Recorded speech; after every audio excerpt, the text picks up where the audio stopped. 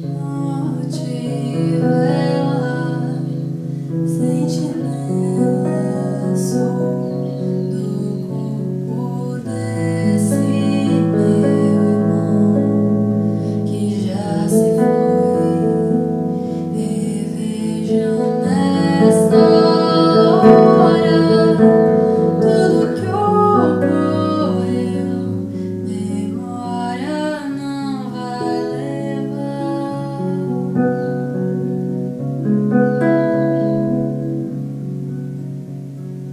Vultor negro em meu rumo vem mostrar a sua dor plantada nesse chão.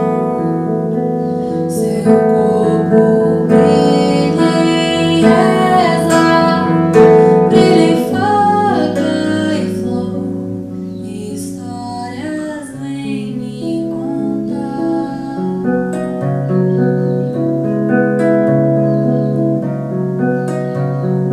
Longe, longe, ouço esta voz que o tempo não vai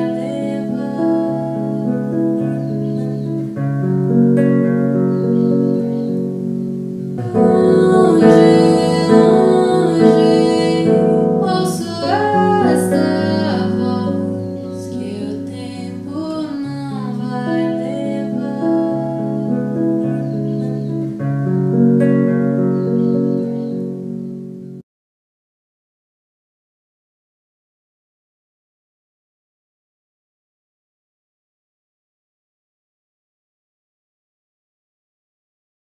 Nascida em 6 de janeiro de 1945, na cidade de Laureles, Paraguai, Soledad Barré Viedma é a oitava filha de Alex Rafael e Deolinda, que tiveram 10. Alex Rafael foi militar e passou por várias batalhas. Com suas vivências em processos políticos no Paraguai, houve um momento em que decidiu integrar o Partido Comunista e viveu a militância do partido até seus últimos dias. Soledad nasce num ambiente de perseguição.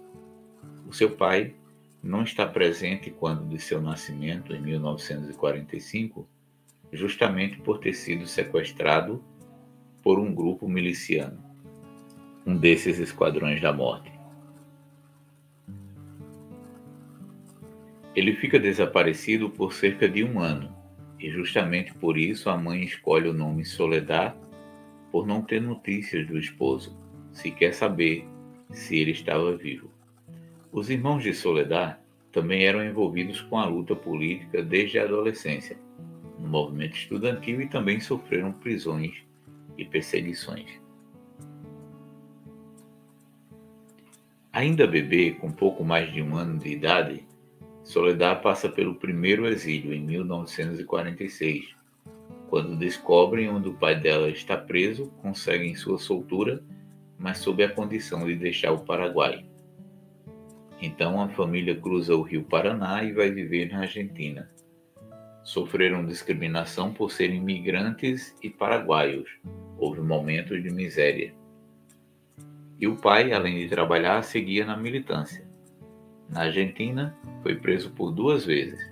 A família ficou no país por cerca de 6 anos, até meados de 1952.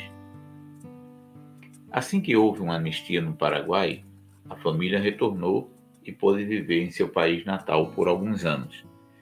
Mas em 1954 começa a ditadura de Alfredo Stroessner e reiniciam as perseguições aos comunistas. Soledad via seu pai ser preso e impedido de trabalhar, seus irmãos impedidos de estudar e seguirem suas carreiras. Ela passa por constrangimentos ao visitar seu pai na prisão, mas seguia porque ela levava informações. Início da militância, estudos e novos exílios. Quando Soledad tinha 16 anos, e isso em 1961, seu pai é expulso do país e a família é novamente obrigada a se exilar. Desta vez migram para o Uruguai. A família participa de eventos em solidariedade ao Paraguai que vivia uma das ditaduras mais sangrentas da América Latina. E Soledad estava sempre presente, cantando e dançando, mas também se aproximando da militância do Partido Comunista no Uruguai. Em 1962, um grupo neonazista sequestra Soledad e usa um objeto cortante para marcar as duas pernas dela com suásticas nazistas. Isso acaba impactando a sociedade paraguaia, que começa a perceber as ameaças do anticomunismo. Apesar disso, a polícia uruguaia também passa a intimidar Soledad, questionando seu envolvimento nos eventos. Após o sequestro, houve uma grande manifestação para denunciar os ataques. No jornal saiu foto dela fazendo discurso entre lideranças do Partido Comunista. Ela ganhou visibilidade e isso aumentou a perseguição à família. A família envia Soledad para a Rússia, então União Soviética, onde a jovem completou 18 anos de idade, isso em 1963. Ela passa pouco mais de um ano estudando política e participando de treinamentos. Retorna, em seguida, para a Argentina, decidida a se envolver na luta armada. Soledad atua na região de Formosa, promovendo formação política entre camponeses que atuavam na coleta de algodão. Ela também integrava grupos que tentavam entrar no Paraguai clandestinamente, mas sem sucesso.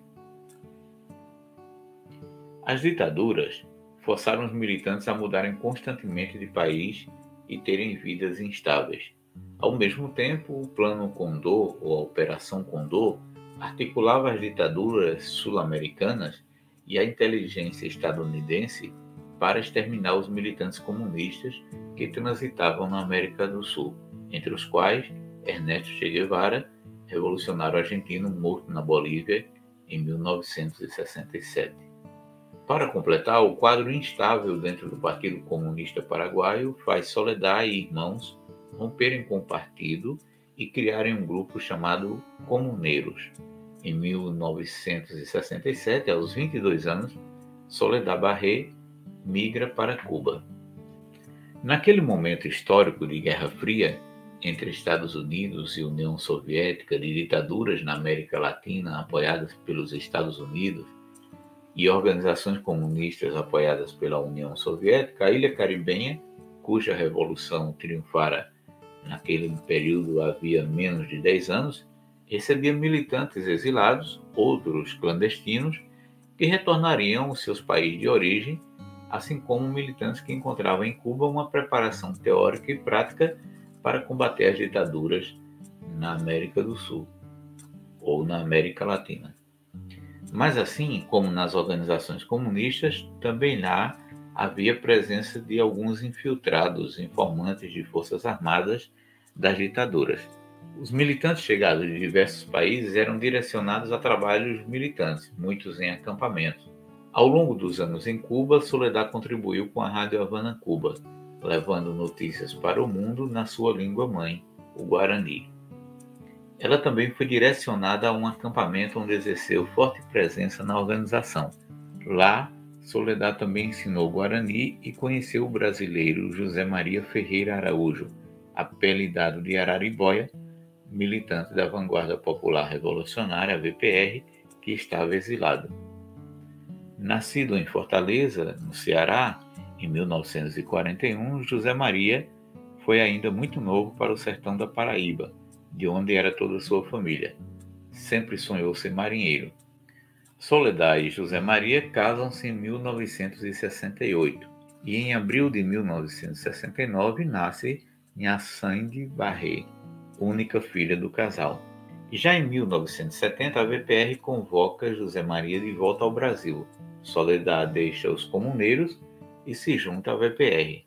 Mas com menos de 2 meses no Brasil, em 23 de setembro, Araribóia é preso, torturado e assassinado aos 29 anos pela ditadura militar brasileira.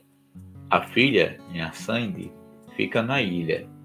Os pais decidiram deixar a menina com a brasileira Damares Oliveira Lucena, que chegara a Cuba meses antes. Militante da VPR e companheira viúva de Antônio Raimundo Lucena, Damares e o marido militavam no Partido Comunista e após o golpe militar aderiram à luta. Armada na VPR. O marido foi morto em confronto no início de 1970, enquanto ela e as crianças foram presas por cerca de um mês, ela torturada. Mas a VPR sequestra o cônsul japonês no Brasil e, em troca do oriental, consegue a soltura da família de Damares. Ela se exila no México e logo em seguida em Cuba, com suas 3 crianças, a quais se juntou a filha de Soledad. A vida em Olinda, o Cabo Anselmo, traição e morte.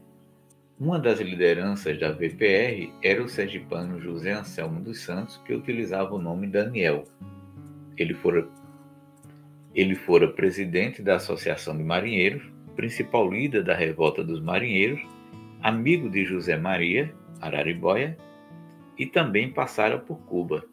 Ele, no entanto, era o Cabo Anselmo, um infiltrado a serviço dos militares.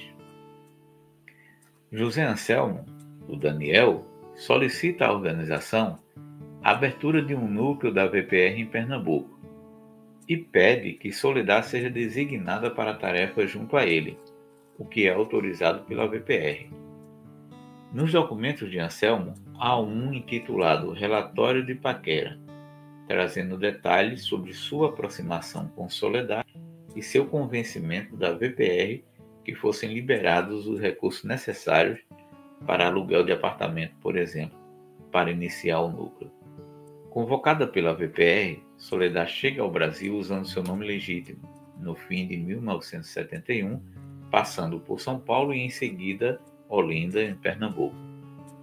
Vivendo no bairro de Rio Doce, o casal tinha a tarefa de atrair outros militantes para a VPR.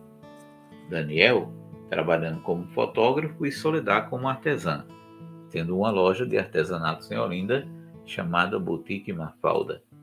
Os militantes convencem a VPR a comprar um sítio rural em Abreu e Lima, a Chácara São Bento, onde a organização poderia ter encontros com maior discrição.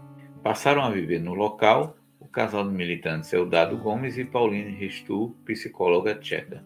Com o tempo, o relacionamento de fachada se torna real e Soledad engravida.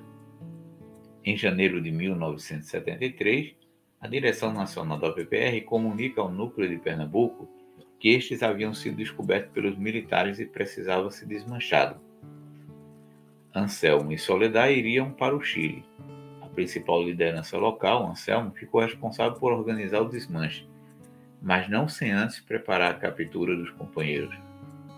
Em 8 de janeiro de 1973, 2 dias após completar 28 anos e com 4 meses de gravidez, Soledad e outros camaradas da VPR são vítimas da traição do Cabo Anselmo. Se você gostou do nosso conteúdo, dá um like nesse vídeo, compartilhe em suas redes sociais e também, se puder e se quiser, nos apoie. Aqui tem várias formas de como você dá sua contribuição para fortalecer esse projeto de comunicação alternativa que é a TV Raízes.